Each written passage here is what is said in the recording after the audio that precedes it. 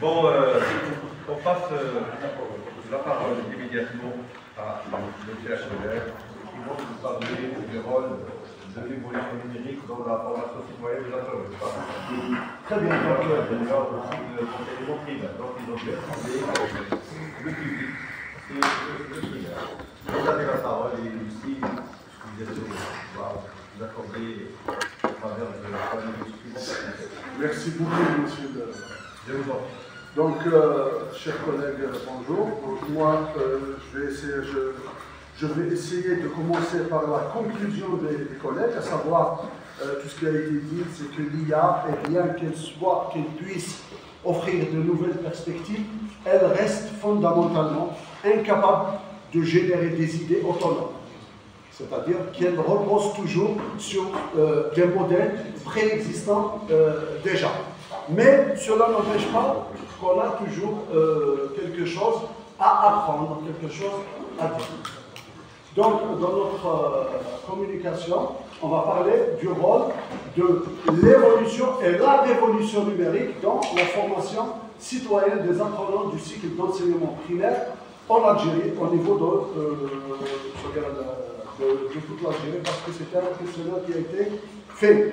Donc, le numérique, il transforme notre monde à une vitesse fulgurante et l'école n'est pas au reste face à cette révolution. Donc, l'école a un rôle crucial à jouer, c'est de doter chaque élève de compétences nécessaires pour comprendre, explorer et naviguer dans ce nouvel environnement.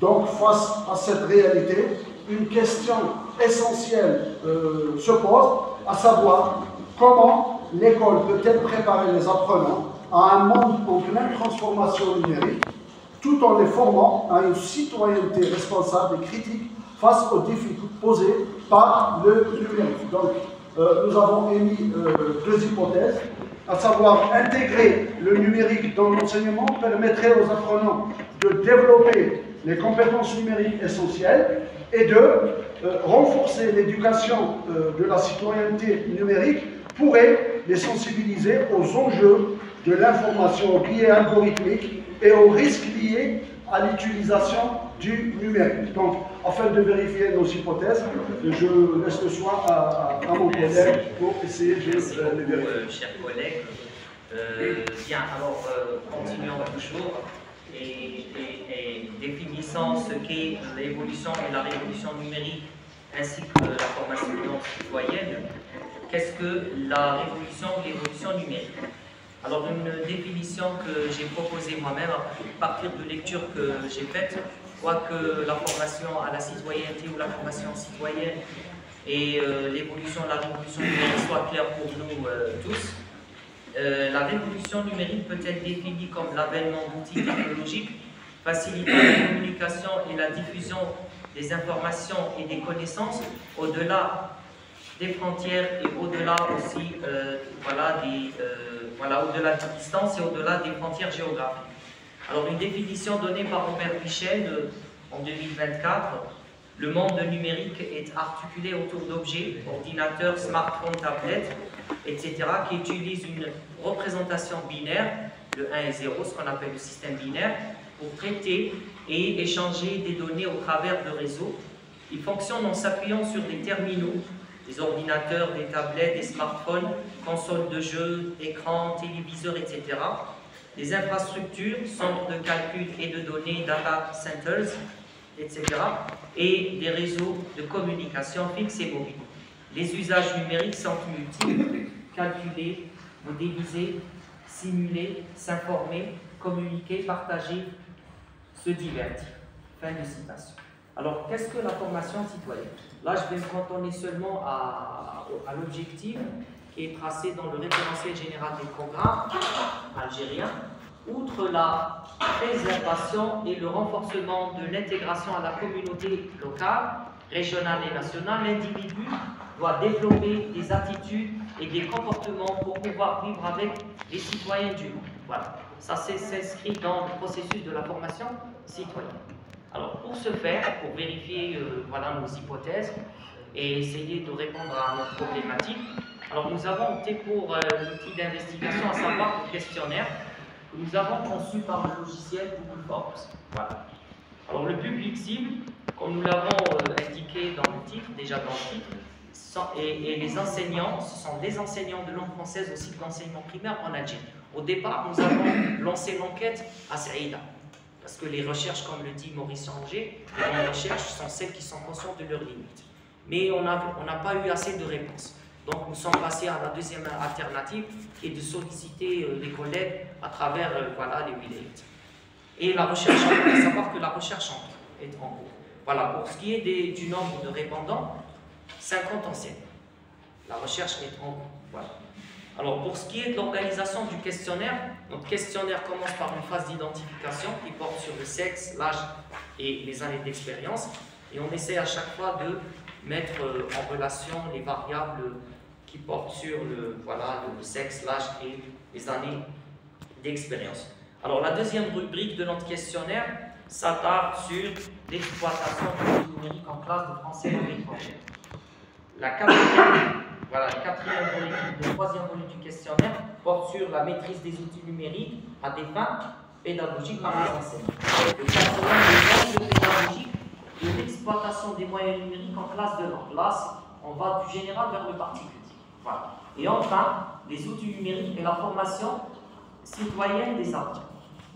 Je passerai la parole à mon collègue pour vous présenter que le bilan voilà, de l'enquête. On a essayé de présenter la quintessence de l'enquête, qui est exhaustive. Très bien, merci. Donc, comme vous l'avez vu, on avait beaucoup de questions. Donc, nous les avons scindées en volets ou bien en rubriques. Bon, pour ce qui est des rubriques, nous avons essayé de faciliter, pour essayer de comprendre. Par exemple, pour la première rubrique, nous avons parlé de l'importance des études numériques.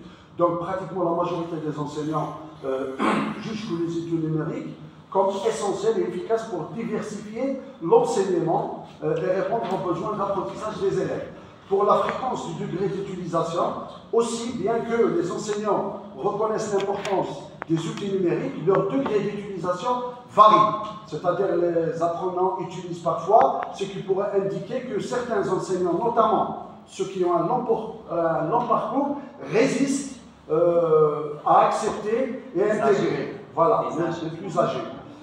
Après, il y a les équipements et infrastructures aussi qui jouent un grand rôle, à savoir la présence d'un équipement insuffisant et inadapté pratiquement dans toutes les classes peut également limiter cette possibilité d'utilisation de ces technologies numériques.